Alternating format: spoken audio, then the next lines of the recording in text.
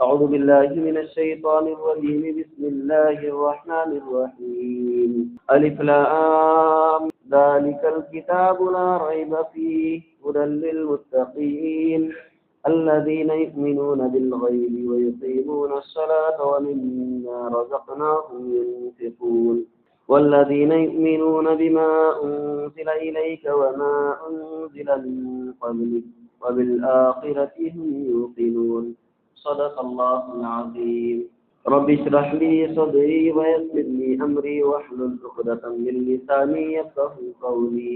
یہ سورہ بقرہ ہے. سورہ بقرہ یہ مدنی ہے، یہ مدنی صورت ہے. اس کے تعلق سے مفسرین نے لکھا ہے کہ اس کی کچھ آیتیں مکہ کے اندر نازل ہوئی. مکی صورتیں اور مدنی صورتیں کسے کہتے ہیں؟ مکی صورتیں ان صورتوں کو کہتے ہیں کہ جب اللہ کے نبی صلی اللہ علیہ وسلم مدینہ ہجرت نہیں کیے تھے، اس سے پہلے جو صورتیں اتری ہے، جو آیتیں نازل ہوئی ہے، اس کو مکی کہتے ہیں. اور اللہ کے نبی صلی اللہ علیہ وسلم کی ہجرت کے بعد جب آپ مکہ سے مدینہ ہجرت کر کے چلے گئے، اس کے بعد میں جو صورتیں یا آیتیں نازل ہوئی ہے اس کو مدنی کہتے ہیں. مکی اور مدنی کے اندر فرق یہ ہے. تو یہ بہت بڑی صورت ہے. اس صورت کا نام سورہ بقرہ اس لیے رکھا گیا ہے کہ اس میں ایک گائے کا واقعہ ہے. بقرہ کہتے ہیں گائے کو. وہ واقعہ کچھ اس طرح ہے کہ اللہ تبارک و تعالی نے بنی اسرائیل کے اندر ایک قتل ہوا تھا اور وہ قتل مشتبہ تھا. لوگ ایک دوسرے کے اوپر الزام لگا رہے تھے. یہ واقعہ تو ہم یہاں بیان نہیں کریں گے لیکن اشارہ کر دیتے ہیں اس طرف. لوگ ایک دوسرے کے اوپر الزام لگا رہے تھے. جو قاتل تھا وہ بھی دوسرے کے اوپر الزام لگا رہا تھا کہ بھائی قتل میں نے نہیں کیا، فلاں نہیں کیا. تو موسیٰ علیہ السلام کے پاس سارے لوگ پہنچے کہ بھائی اس کا راستہ کیا ہو سکتا ہے. پھر اللہ تبارک و تعالیٰ نے حکم نازل فرمایا کہ بھائی ایک گائے کو ذبح کرو. اب انہوں نے فوراً سن لینا تھا، اس پر عمل کر لینا تھا. اب وہ بولتے نہیں، بال کی کھال انہوں نے نکالنا شروع کر دی. اب سوال سے سوال کرتے گئے، کیسی گائے ہو، رنگ کیا ہو، کیسی ہو، اس کی کیا خصوصیت ہو، بار بار سوال کرتے گئے. جب بھی انہوں نے سوال کیا اللہ تبارک و تعالیٰ نے ان کے کام کو ان کے لیے مشکل بنا دیا. پھر وہ ایک گائے پورے علاقے کے اندر تلاش کی گئی، کہیں نظر نہیں آئی. ایک بچے کے پاس میں وہ گائے تھی جس کے اندر ایک خصوصیت پائی جا رہی تھی. لیکن وہ بچہ اپنے ماں کا اتنا فرما بردار تھا کہ وہ ہر کام اپنی والدہ سے سن کر کرتا تھا، اب پوچھ کر کرتا تھا. تو وہ گائے خریدنے کے لیے وہ لوگ اس کے پاس میں پہنچے. انہیں کہا کہ میں اپنی والدہ سے پوچھ کر آتا ہوں. والدہ انکار کرنے لگی تو بچے نے انکار کیا. پھر کہا کہ ہم اتنی قیمت دیں گے. کہا کہ اور پوچھنے آتا. تو کئی مرتبہ پوچھنے کے لیے جاتا ہے لیکن اس نے انکار کر دیا. اور مایوس ہو کر واپس چلے گئے کہ اب یہ بچہ دے نہیں سکتا. لیکن ان کی مجبوری کی بعد میں اور آئے. ادھر فرشتے کے ذریعے سے کسی اور ذریعے سے بچے کو سمجھا دیا گیا، بچے کے ماں کو سمجھا دیا گیا یہ مجبور ہے، ان کو گائے یہی چاہیے، اس کے علاوہ کسی گائے کے اندر یہ اوصاف نہیں ہے، یہ صفات نہیں ہے. اب تم یہ کرنا، بڑی قیمت اس کی لگا دینا. وہ اگر خریدنے کے لیے اس کی بات میں آئے تو ان سے یہ کہنا کہ یہ گائے جتنے وزن کے اتنا ہم کو سونا چاہیے، اس کے وزن کے برابر. اس کے وزن کے برابر سونا دوں گے تب جا کے ہم گائے دیں گے. وہ لوگ خریدنے کے لیے آئے. انہوں نے شرط لگا لی ماں بیٹوں نے کہ اس کے عوض میں سونا چاہیے، جتنی قیمت جتنا وزن اس کا ہے اتنے جو ہے ہم کو سونا چاہیے. تو مجبور تھے، انہوں نے وہ شرط کو مان لیا، سونا اس کو دیا اور وہ گائے لے کر چلے گئے. تو اس واقعے کے ذیل میں مفسرین نے اس بات کو نقل فرمایا ہے کہ بچہ والدین کا بڑا فرما بردار تھا، خصوصاً اپنی ماں کا بڑا فرما بردار تھا. اس وجہ سے اللہ تبارک و تعالیٰ نے اس کی گائے کی قیمت اتنی بڑھا دی ہے. ایک حقیر سی گائے جو چند قیمت کی ہے اس کو اللہ تبارک و تعالیٰ نے سونے میں تلوا دیا ہے، سونے کے اندر تلوا دیا. تو اس سورت کا نام بقرہ اسی لیے رکھا گیا ہے کہ اس کے اندر گائے والا واقعہ ہے جو تفصیل سے انشاءاللہ اس کے موقع پر آئے گا جہاں پر جو آیت ہے. تو یہ سورت شروع ہوتی ہے حروف مقطعات سے، الف لام میم.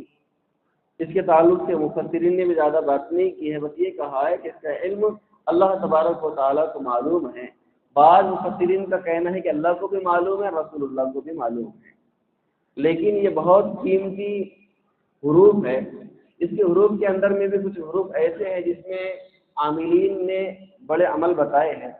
خصوصاً بہت سارے بچے امتحان کے لیے بھی، امتحان کا وقت ہے تو عمل کرنے والوں میں جو علاج وغیرہ وظائف بتانے والے ہیں اس کے ماہرین ہیں، انہوں نے بتایا ہے جو بچہ امتحان حال میں داخل ہونے سے پہلے ہا میم عین سین قاف ایک ہاتھ پر پڑھ لے گا، ہا میم عین سین قاف، ایک ہاتھ پہ یہ پڑھنا ہے، ہا میم عین سین قاف، انگلی مٹھی باندھ لینا ہے۔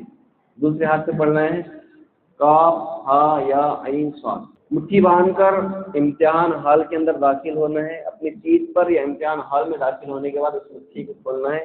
اللہ تبارک و تعالیٰ امتحان کے اندر اس کی مدد کرے گی۔ ہمارے استاد نے ہم کو یہ عمل بتایا تھا اور ہم بتاتے رہتے ہیں اکثر، ہا میم عین سین قاف، ایک ہاتھ پہ یہ کاف ہا یا عین صاد، ایک ہاتھ پہ یہ بھی حروف مقطعات میں ہے۔ سورتوں کے قرآن کے اندر 2 سورتیں انہی حروف سے شروع ہوئی ہیں، تو یہ حروف بہت قیمتی حروف ہیں، اس کا علم اللہ تبارک و تعالیٰ کو معلوم ہے۔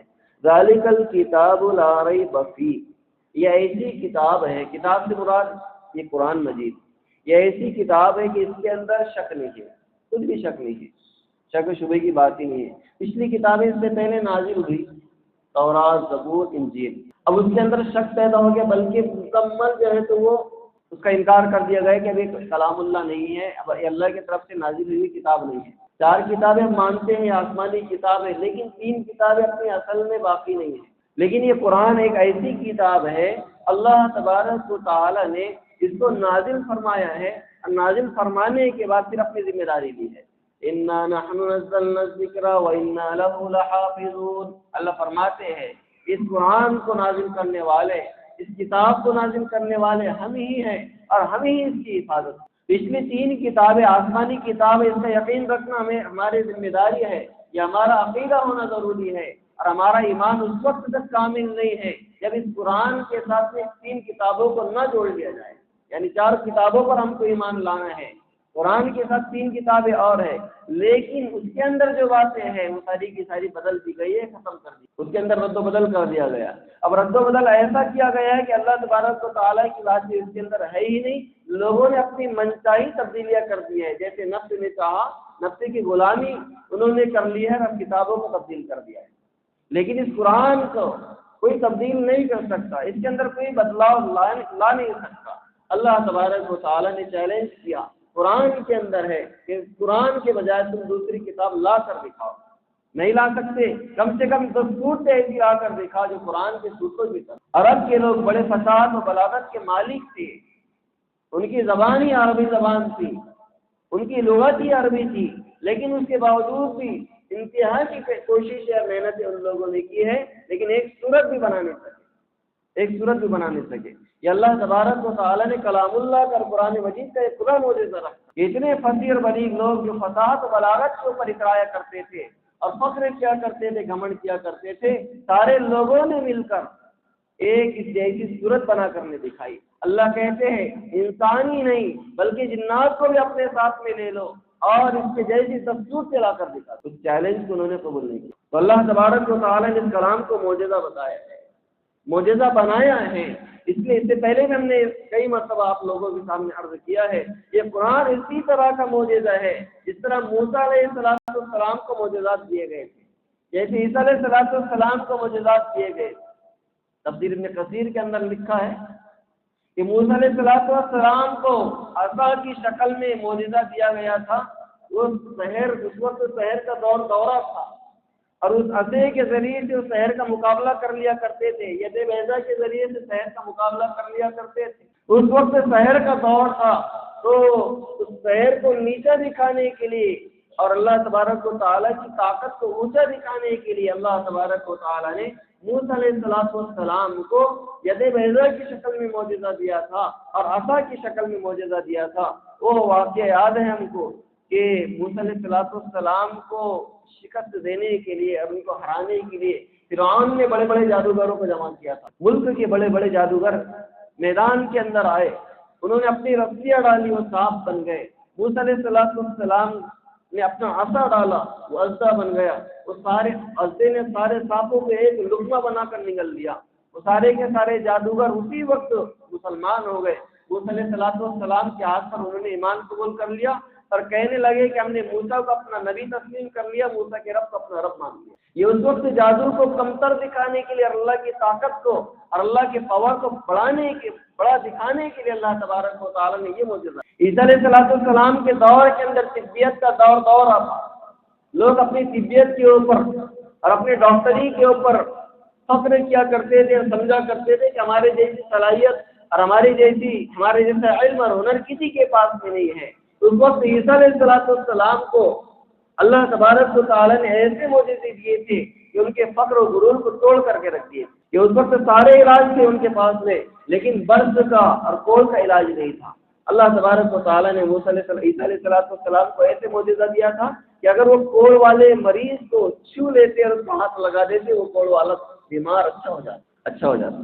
اگر کوئی مر جاتا تو کسی ڈاکٹر کے بعد مردے کو زندہ کرنے کا علاج نہیں تھا، اس وقت میں آج بھی نہیں ہے اور قیامت تک کے نہیں رہے گا کسی مردے کو زندہ کرنے کا علاج۔ لیکن عیسیٰ علیہ السلام کو اللہ تبارک و تعالیٰ نے وہ معجزہ دیا تھا کہ مردے کے اوپر پھونک مار دیتے اور اس کو چھو لیتے وہ زندہ کھڑا ہو جاتا مرا ہوا آدمی۔ اسی طرح مٹی کا پرندہ بناتے اس میں پھونک مارتے اس کو اڑا دیتے اڑنے لگ جاتا۔ یہ معجزہ اللہ تبارک و تعالیٰ نے زمانے کے اعتبار سے ان کا مقابلہ کرنے کے لیے دیا تھا۔ یہ معجزات عیسیٰ علیہ السلام کو ملے تھے۔ اب اللہ کے نبی صلی اللہ علیہ وسلم کا جو دور تھا وہ فصاحت و بلاغت کا تھا، اور لوگ ان کے اوپر ناز کیا کرتے تھے، عربی فصاحت کے اوپر، عربی بلاغت کے اوپر، اور چیلنج کیا کرتے تھے وہ لوگ دوسروں کو کہ ہمارے جیسی فصاحت و بلاغت کسی کے اندر نہیں ہے۔ اپنے آپ کو اعلیٰ کمال کا مالک سمجھتے تھے اور دوسروں کو حقیر سمجھتے تھے، جیسے آج کل ہو رہا ہے۔ جس کے پاس تھوڑا سا علم ہوتا ہے وہ علم والا غیر علم والے کو حقیر اور کمتر سمجھتا ہے۔ ایسی ذہنیت اور ایسا مزاج اللہ کے نبی صلی اللہ علیہ وسلم جس دور میں نبی بنائے گئے اس دور کے اندر میں مزاج کہا کرتے تھے ایسی فساد و بلاغت ہمارے جیسی کسی کے اندر نہیں ہے۔ ان کی فسادت کو، ان کی بلاغت کو ختم کرنے کے لیے اور ان کے غرور و فخر کو توڑنے کے لیے اللہ تبارک و تعالیٰ نے اس قرآن کو نازل فرمایا۔ جو بھی اس قرآن کو سنتا اللہ تبارک و تعالیٰ اس کو ہدایت سے مالا مال فرما دیتے۔ اس قرآن کو سن کر وہ مشرف و اسلام ہو جائے۔ حضرت طفیل بن عمرو دوسی رضی اللہ تعالیٰ عنہ کو دشمنوں نے کتنا روکا کہ مت سننا کلام اللہ، مت سننا اللہ کے نبی صلی اللہ علیہ وسلم کا کلام۔ کہنے لگے کہ نہیں، مجھے اتنا بہکایا گیا کہ میں مجبوراً اپنے کانوں کے اندر روئی ڈالنے لگا۔ میں نے اپنے کانوں کے اندر روئی ٹھوس لی۔ تھوڑی دیر کے بعد جب ہلکی سی میرے کان کے اندر آواز پڑی تو میں نے اپنے نفس کو مخاطب کر کے کہا کہ تو عقل مند آدمی ہے، تو پڑھا لکھا آدمی ہے، ہوشیار آدمی ہے، یہ کلام کیوں نہ سنتا؟ اگر کلام اچھا ہے تو قبول کر لینا، اگر کلام برا ہے تو اچھے برے کے اندر تمیز کر سکتا ہے، اگر کلام برا ہے تو اس کو چھوڑ دینا۔ تو انہوں نے اپنے کانوں سے روح کو نکالا۔ اللہ کے نبی صلی اللہ علیہ وسلم قرآن کی تلاوت فرما رہے تھے، جیسے ان کے کانوں کے اندر قرآن کی تلاوت کی آواز پڑی، ان کا دل بدل گیا، ان کے دل کی دنیا بدل گئی اور اللہ کے نبی صلی اللہ علیہ وسلم کے ہاتھ پر مسلمان